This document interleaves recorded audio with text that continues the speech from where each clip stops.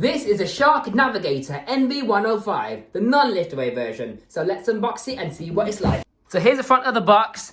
As it states on here, it never loses suction. Here's the side of the box, and this is the back of the box.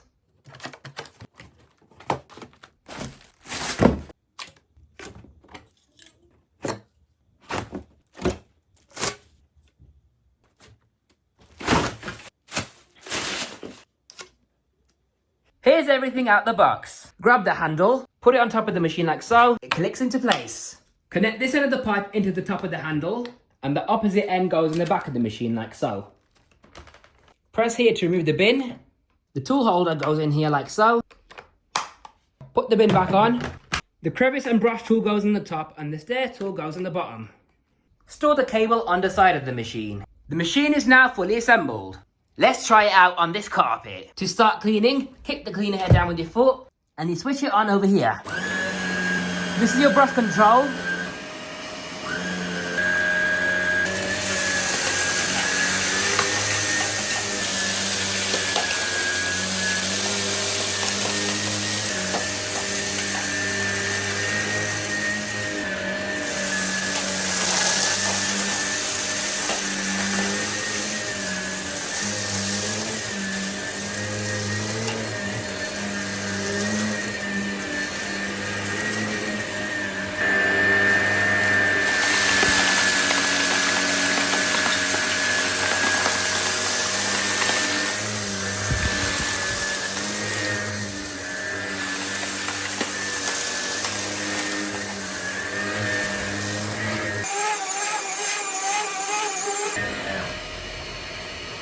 Everything is contained in the bin right here. The cyclone hasn't clogged at all because it has the cyclone the right way around instead of being upside down. But being a single cyclonic machine, the filter has obviously gotten dusty. I'm just surprised that it hasn't got any swivel steering. Now let's see how well it cleans up to the edges.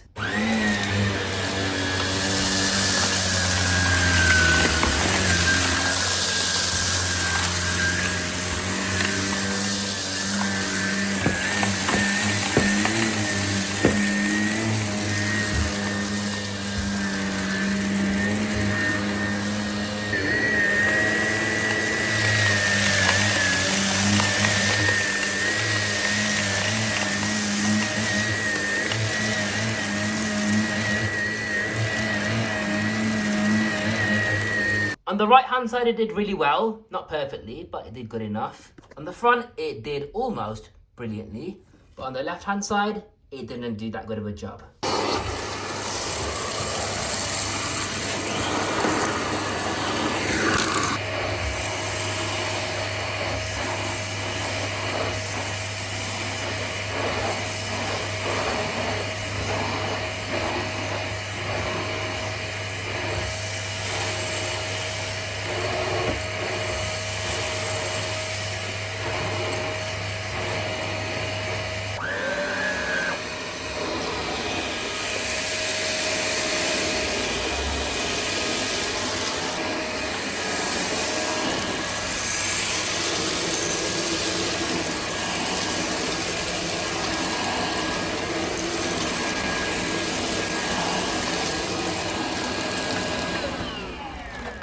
Not that great, unfortunately. Left a lot of dust behind. Did you enjoy that demonstration?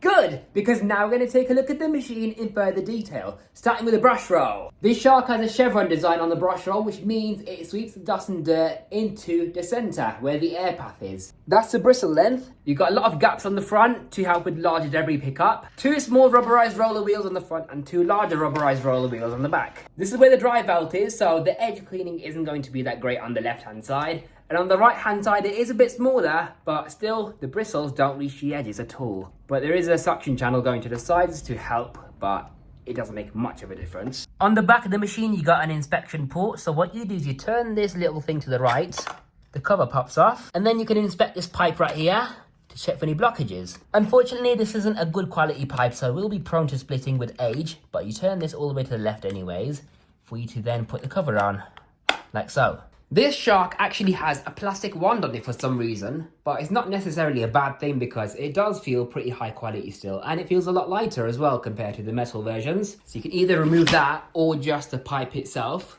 like so. You've got the stair tool, but for some reason they call it a pet tool. It's only a pet tool because it has the velo strips to help with pet hair removal. And then you got this 2-in-1 accessory, which is a small crevice tool with a brush attachment. But yeah, this is how it works. And when you use a brush tool, the crevice tool is inside the handle. It's going to restrict a lot of airflow, but that's how it's designed. There's a cable hook on the top to keep the cable out the way. Now you got a completely different bin design compared to a common shark vacuum. So let's take a look at this. When the dirt enters the bin, it spins around in a cyclone right here.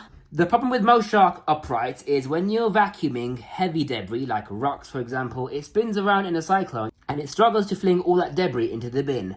But because this cyclone is actually the right way around, instead of being upside down like on most sharks, the dirt spins around in the cyclone, and there's a cutout on the front right over here for the dust and dirt to fall out into the bin at the bottom. So this machine may have a smaller bin, but at least the cyclone is the right way around. So you press this to open the bin, to empty it out.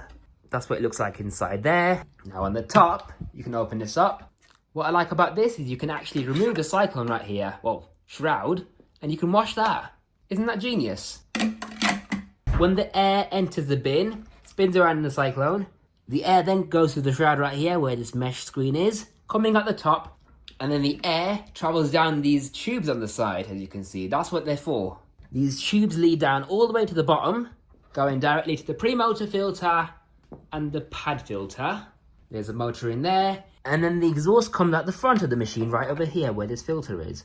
Now, this machine doesn't actually have a HEPA filter, unlike the lift-away. It's just a pad filter. So because of this filter, this machine has worse filtration than the lift-away version. State of that filter, and it's brand new as well. Here it says loss of suction may occur. You're supposed to wash the filters on a monthly basis. In summary, here's what I think about the Shark NV105. Overall, I would rate this machine 64 out of 100. This is why. I like that it has a chevron brush roll and that the air path is in the center of the cleaner head. It has a cyclone the right way around instead of being upside down. The wand might not be metal, but it's still pretty strong. It's got nice tool storage on board. It's got rubber coated wheels. It's got a separate brush roll motor to drive the brush bar. With its own tooth belt, it should never ever require a belt change. It has a brush control. It's very lightweight. It's got pretty good suction. And the noise level isn't too bad. It has a 700 watt motor, so it doesn't consume much energy either. And this handle grip design is pretty comfortable. Now, here are the things I don't like about it. So first of all, it doesn't work that well on hard floors. It could do with a better crevice tool and it could do with a better brush tool. And all of the filters have no gaskets around them at all, which means this machine will expel pollutants into the atmosphere. I would rate this machine higher, but because the filtration being so bad, I don't rate it that highly at all now.